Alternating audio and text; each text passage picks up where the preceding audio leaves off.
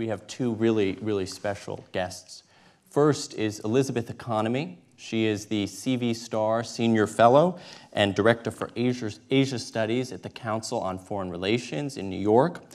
She's written several very important books. The first was called The River Runs Black, which focused on environmental challenges. Then she co-authored a book with Michael Levy called By All Means Necessary, focused on China's resource quest. And this spring, she has a new book coming out called The Third Revolution, Xi Jinping and the New Chinese State. She'll be joined by David Sandalow, who's the inaugural fellow at the Center for Energy Policy and the co-director of the Energy and Environment Concentration at Columbia University's School of International Public Affairs. He launched the center's U.S.-China program, and he's also served in very senior positions focusing on climate and related issues in the U.S. government. So please join me in welcoming them to the stage.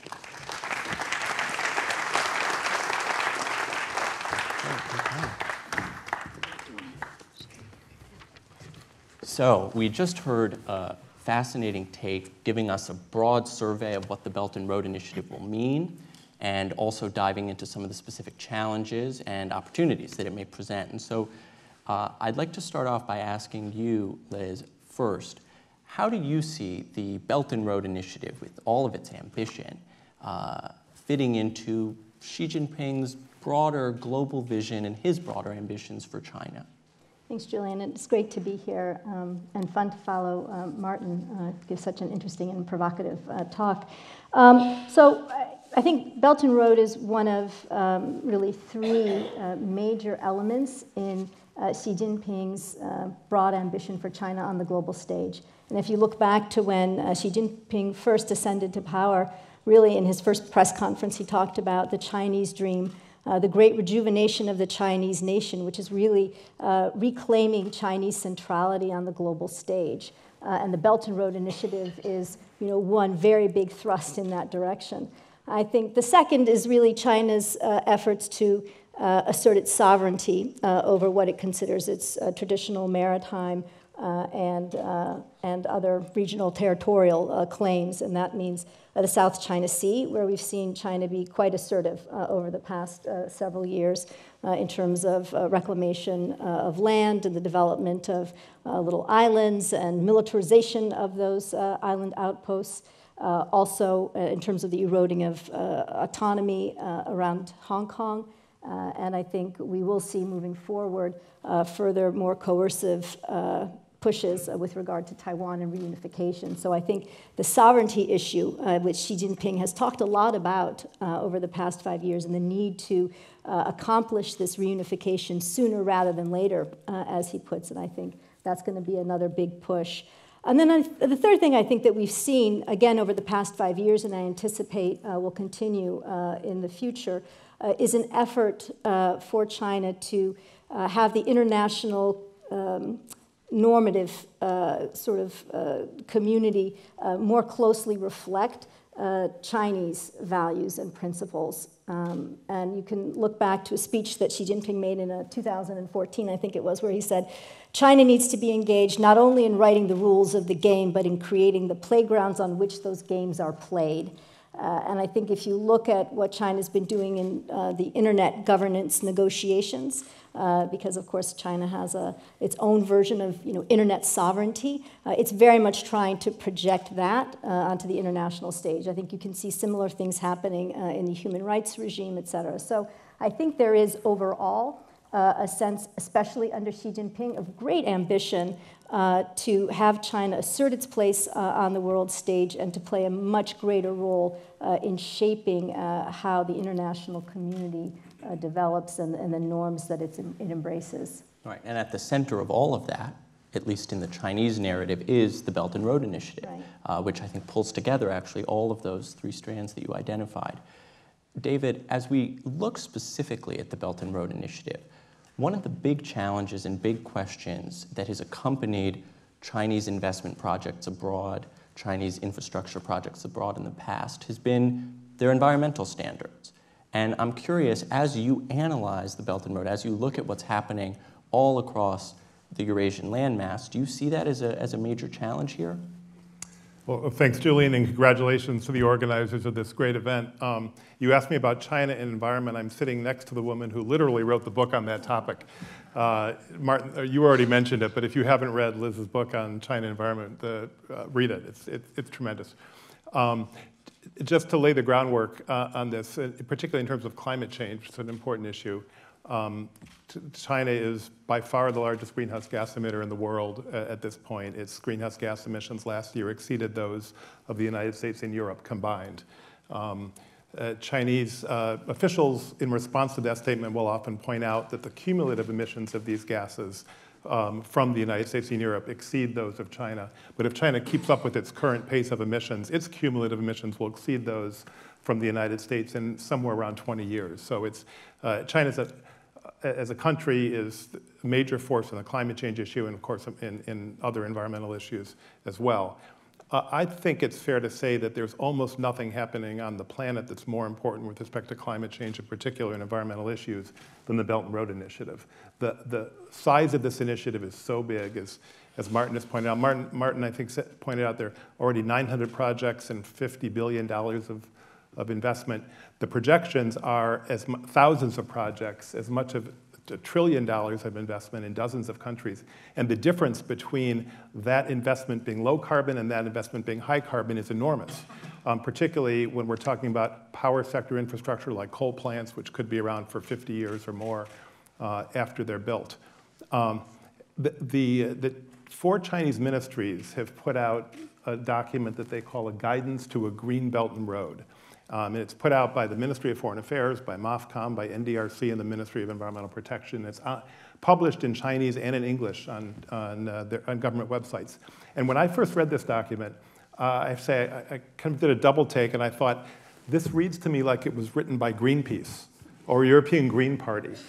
It is just remarkably pro-environment in its aspirations, and it uses phrases like ecological civilization and low-carbon development that in the political context in my country, the United States, would be kind of far left of the Democratic Party. It's very interesting. And then that raises the question, which kind of back to your question, Julian, so what's really happening? And the data on this is not that great. There's certainly plenty of instances of dirty infrastructure that's being built right now under the Belt and Road Initiative, but plenty of instances of clean infrastructure as well. And one of the research exercises that we're engaged in at Columbia, and others are doing this as well, is trying to understand this on a more systematic basis. What's really happening on the ground in terms of this?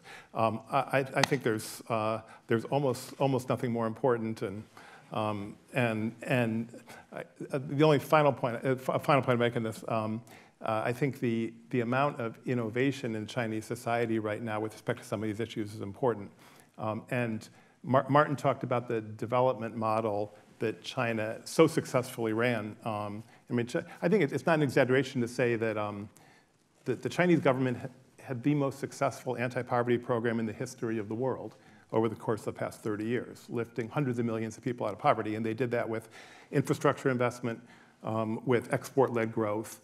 And a key part of that was actually large coal-fired power plants generating electricity to power cities and villages. The development that will be happening over the course of the next couple of decades is going to be taking place in a time when power generation technology has moved on from the 1980s and 90s and the last decade, and where solar power is now competitive with coal-fired power plants in a way it wasn't before. The Indian power minister said last year that solar power is cheaper than coal power in his country right now. And wind power is very cheap too. So a big question is whether, as China exports its development model, it will make adjustments for the changes in technology that have happened since its original success in the past couple of decades. Thank you. That's fascinating, and it transitions beautifully to what I wanted to ask Liz next, which is that development model, that Chinese experience that we've seen since the late 1970s. The Chinese government itself has discussed some of the flaws, some of the issues that emerged over time. And I'm curious to hear you reflect on whether you see China trying to export that model, whether it's updating it not just in terms of new clean energy technology, but in terms of a more sustainable and equitable model as it looks to other developing countries around the world. So Great question, and it takes me a little bit back to some of the points that Martin made, because I think there's certainly one element of China's Belt and Road Initiative that is, in fact, sort of due to China's largesse, as he put it, sort of a sense that China wants to contribute to the world, wants to help with the development of the world. But there are also a number of much more self-interested elements in the Belt and Road Initiative. For one, there is the export of Chinese overcapacity. And I think if you look at the origins of the Belt and Road, when it was being discussed sort of behind the scenes, that you'll find that the export of overcapacity was one big element of this, right? So China has a capacity to produce 1.2 billion tons of steel, of which it now uses maybe 500 billion tons of steel. It's a lot of capacity that it would like to find a place to place. And the Belt and Road Initiative is a good way to do that, because a lot of Belt and Road Initiative is infrastructure driven. And so, there's a saying, the Chinese like to say, what they do is win-win. But there's another saying that happens a lot, which is win-win in China means, China wins twice.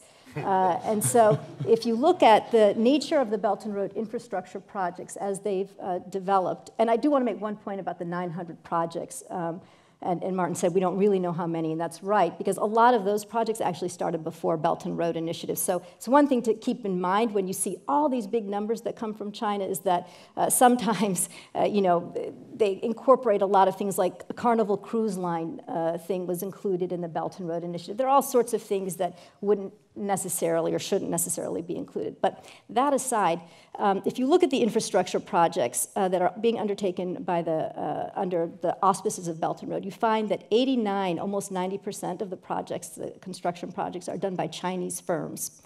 If you look at globally infrastructure projects that are undertaken that are not Belt and Road related, you find that roughly 30% are done by Chinese firms, about 40% are done by local firms, and the rest are done by international firms.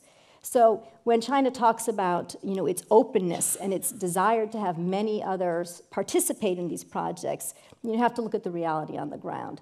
I think the other issue of the environmental ramifications, there are governance ramifications, transparency issues, and the way that deals are done with regard to Belt and Road.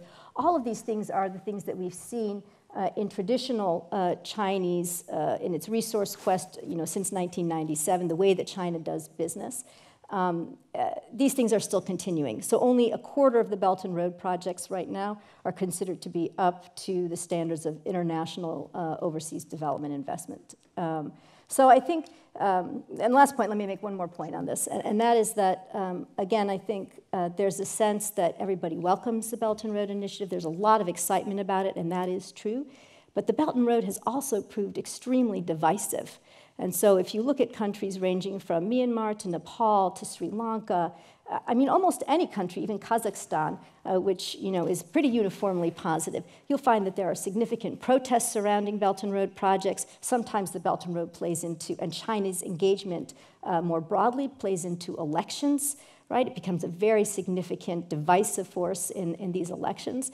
So I think this idea that what China is doing is completely positively received, I think it really isn't the case. There's a lot of uncertainty about the nature of Chinese engagement. There's a lot of debt that's being driven up in a lot of these countries, and it's not simply that China's going to forswear this debt, right? It's going to take control of a port in Sri Lanka instead. It has, or it's going to take its price back in natural resources. It's just very important to look on the ground, I think, as David was suggesting, to see exactly what's happening as this Belt and Road Initiative evolves. Thank you.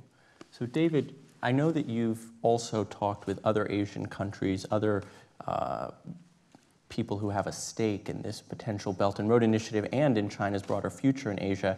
How do you think that they see on the ground, as Liz was saying, how do you think that they see this initiative and where China is today? I find a lot of variation. There's both, in my conversations, genuine excitement about the opportunities, but also concern.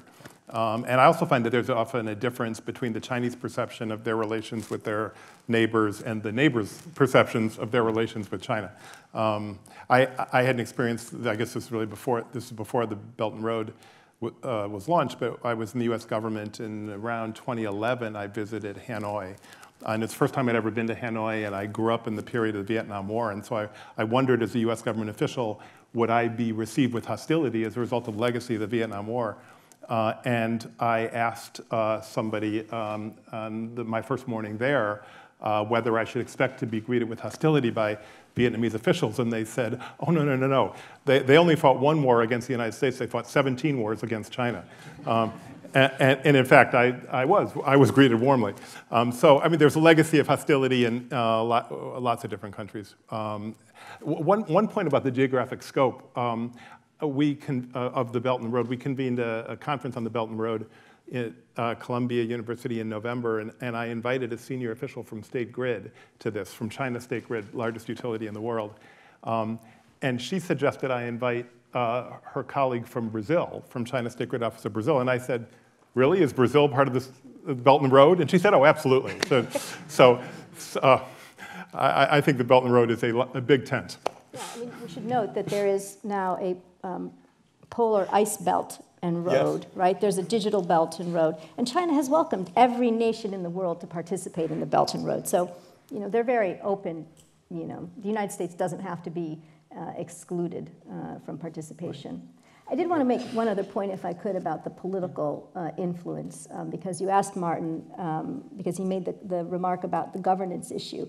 And I think it's really quite interesting to look at what China's doing. Belt and Road, I think, as Martin said, it was a concept, right? It wasn't a hard and defined kind of thing. And it has morphed and evolved, and it's quite opportunistic in many respects. And so one of the things we've seen is that it's moved from being a sort of economic and security, and we haven't talked about the security implications at all of Belt and Road, but it was really driven by both economic and security concerns initially, to also having a very substantial component of Chinese influence, and yes, culture, but also political influence.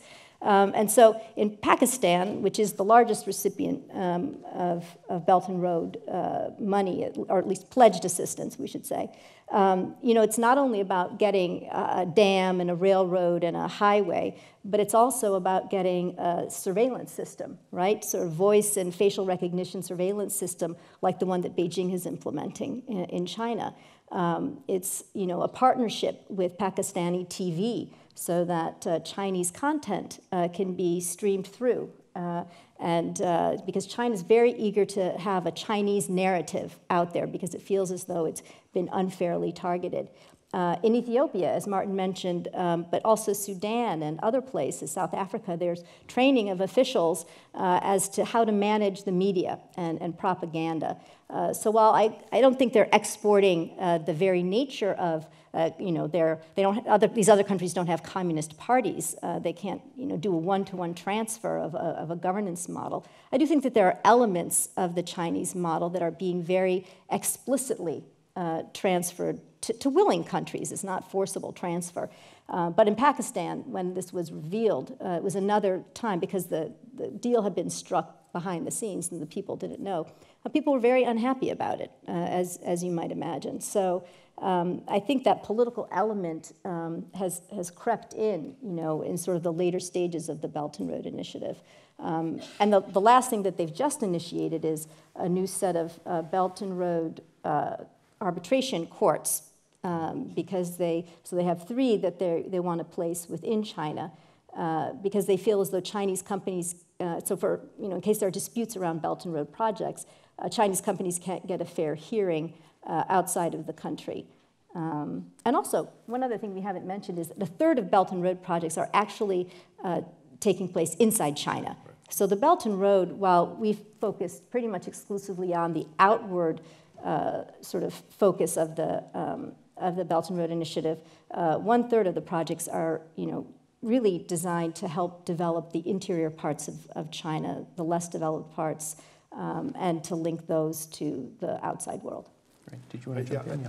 I think that the Belt and Road Initiative is taking place at the same time as another major development in China. It's going to be interesting to see how they intersect, and that's the a real revolution in innovation in China. And I'd be curious what other China experts here think about this. But I had, a couple months ago, a Chinese student of mine, we were having a conversation, and she had never been outside of China before. It's the first time in the United States. And she said, what's so old-fashioned here, you guys need to carry around cash and credit cards in order to buy stuff. And she just wasn't used to that. She'd been living in a world for 5 years with mobile pay.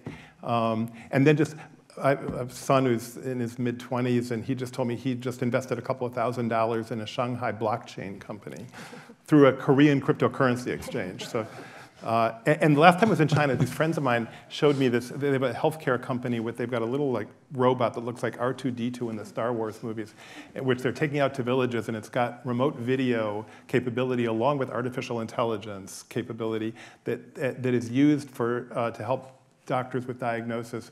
And I love to say the AI, the artificial intelligence, helps with diagnosis and then remedies both for Western medicine and traditional Chinese medicine. So it's artificially intelligence-enabled traditional Chinese medicine remedies you can get. So I think these are relatively new developments. Historically, we've thought, I think the Chinese education system has produced students who can do very well on math tests, but who have not been that great at innovating. And the Chinese government for a decade or two has been trying to change that. I think we may be seeing the first seeds of success. And whether that part of the development model gets exported as part of the Belt and Road is going to be very interesting to see. That's right, and that's something that after the break I hope we can return to, and we'll have more speakers who are also hoping to talk about that. One question I want to ask you both, so many of the things that we've talked about, the Belt and Road Initiative, some of the positive climate leadership, even an AI-enabled traditional Chinese medicine robot, that can be seen as helping promote a certain version of soft power, of China's positive global image around the world. There's all of the concern that, Liz, you alluded to earlier, but I wonder if in 2018, with Xi Jinping now firmly in power, how you see the Belt and Road and all of these other trends affecting Chinese soft power, which has been a stated goal for many years. Maybe we can start with you, Liz. I was going to say maybe we should start with David. Chinese soft power, I think it depends on how you define soft power, right? Because I view soft power as something that comes organically out of a society, usually out of civil society. Chinese civil society that makes it attractive, right? The values, the norms, culture that makes it attractive to people outside your own country. Chinese civil society today is, much more constrained in many respects than it was 5 years ago, before Xi Jinping took power. I mean, this is a very, in many respects, repressive political regime. And, I'm not sure how much soft power, genuine soft power, China can have at this stage. I mean, yes, they have, wonderful orchestra, they have Ai Weiwei, they've got, Chinese art, they've got things that are going on. But I think it's tough when you have the kind of political regime that China has, really to think in terms of soft power, but maybe AI robots will do the trick. I think what we are talking about, of course, more in the United States, and I think in Australia and other places, is sharp power, right? And a sort of more coercive, how does China gain influence through coercion or buying things or guiding things, as opposed to what emanates from civil society that other societies want to emulate. David, but do you agree? Have a better, give a more positive I agree. view. I agree with everything Liz just said. Let me just add on one particular topic where I spend my time on climate change, diplomacy. My perception is that the Chinese leadership does not want to be perceived as a climate villain. They as I said earlier, largest greenhouse gas emitter on the planet by a very large margin, but they want to be perceived as good actors, and that's been one of the driving forces in their climate change policies. There are a number of others, including the desire to actually abate climate change because it threatens China, a desire to control local air pollution, which mostly coincides with climate measures. But I think they seek a certain type of soft power in not being perceived as a climate villain, and they're at risk of that.